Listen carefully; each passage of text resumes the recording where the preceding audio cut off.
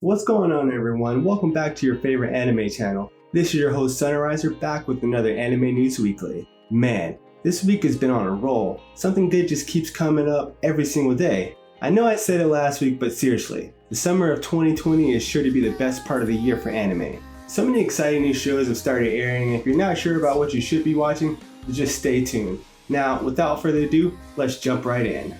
Both the website and Twitter account for So I'm a Spider So What novel unveiled a new visual trailer, and we also got a confirmed premiere date of January 2021. The anime was previously slated to premiere this year, but the announcement noted how COVID-19 has dramatically affected the anime production schedule.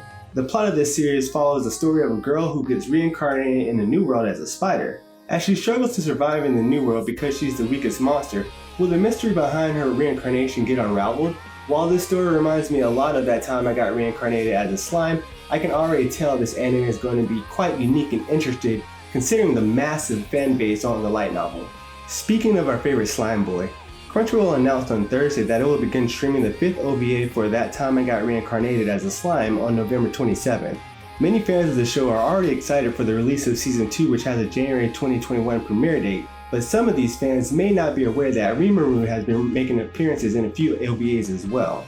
With the 4th one being released on Wednesday, I believe, the OVAs follow a bit of a side quest where Rimuru is teaching a group of troubled students due to a promise with Shizue Aizawa.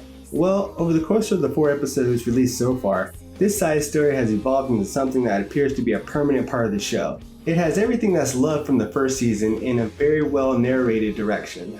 As I mentioned earlier, this week for anime releases has been amazing. I don't know if you've been keeping up, but here's some anime that should definitely be on your radar. Starting with Fire Force. David Production Studios has done it yet again. First off, I want to give kudos to the team for making the first episode one of the greatest additions to the series. Fire Force starts off in a brilliant way with a light slice of feel and amazing comedy. However, that's quickly changed once trouble arises and the heroes of the Special Fire Force Company 8 have to rush into battle. I like what the studio did with not wasting time while giving a quick refresher on the team. The studio really showed off its anime production values with all the fight scenes and the actual high quality color production. Now all this epicness happened before even the opening song. Even though we're already in the week 2 and I did get a glimpse of episode 2, I was already on the Fire Force train and I knew this was going to be an epic series. And I'm glad they got the go ahead to go into season 2, but I'm really surprised that their production schedule wasn't, delayed with all the COVID that's gone on. Kudos to David Production Studios again with that one. Continuing with the heat, we got the guide of Highschool. This being the third of Crunchyroll's lineup definitely moved up to the top of the group in just the opening sequence. Between this, Tower of God, and the Spectre anime that appeared late last year, I'm seeing vastly different animation styles, but I have to say, God of Highschool has the best out of the group. It does really well with the opening sequence showcasing some badass BMX moves in an attempt to rescue an old lady's purse, who somehow manages to get a life stir all within 10 seconds. I mean, it's pretty crazy. This anime delivers comedy with so much ease, but that's not the reason people tuned in to check it out. No. This is a high school tournament.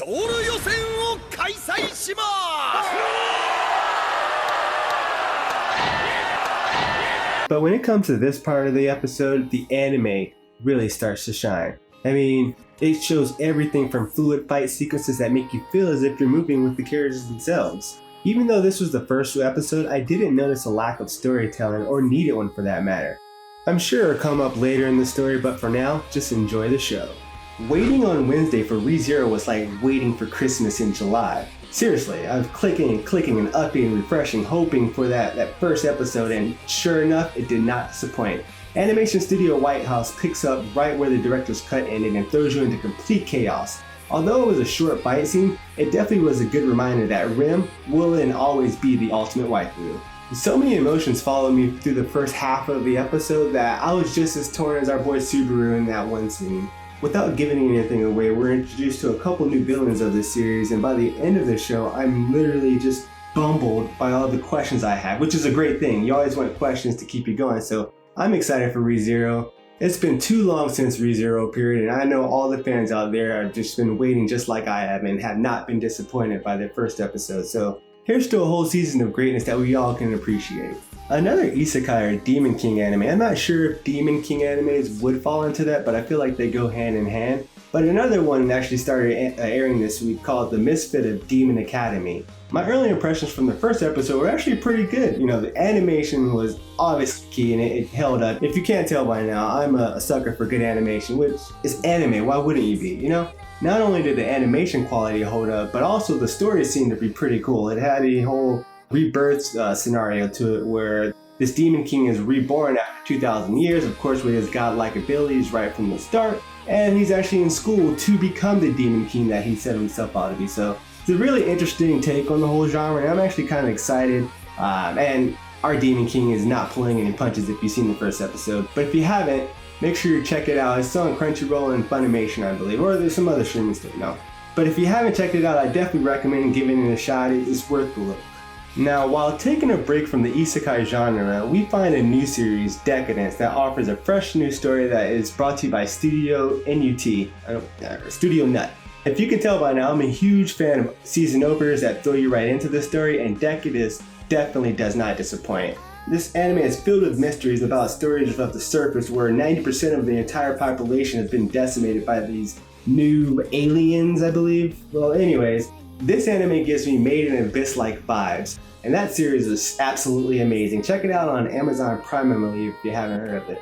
But as the show continues, more questions pop up here and there, and they get you further invested in the story. Though I have to say, the world building aspect of the anime is kind of missing something. I can't quite put my finger on it, and I know I'm just nitpicking because it's just the first episode. But I can say the first episode ends with an amazing acrobatic display of soldiers using something similar to the 3D maneuver gear in Attack on Titan.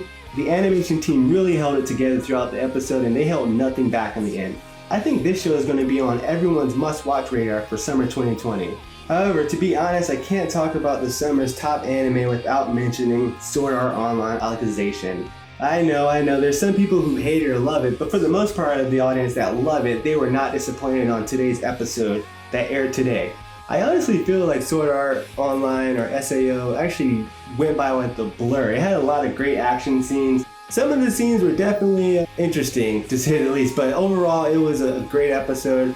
You have pretty much a welcome back party for all the friends in the SAO coming back to help out our boy Kirito. So I'm excited for the show. I think it's going to go places, and the animation studio, of course, they know what they're doing, so you're in good hands from here. Well, that's all I got for you today in this installment on Anime News Weekly. Check out AnimeSunrise.com for more anime and manga related news updates. Also, make sure you like this video and comment below regarding your favorite anime that aired this week, and tell me if I missed anything. But this is your boy Sunriser checking out. Peace.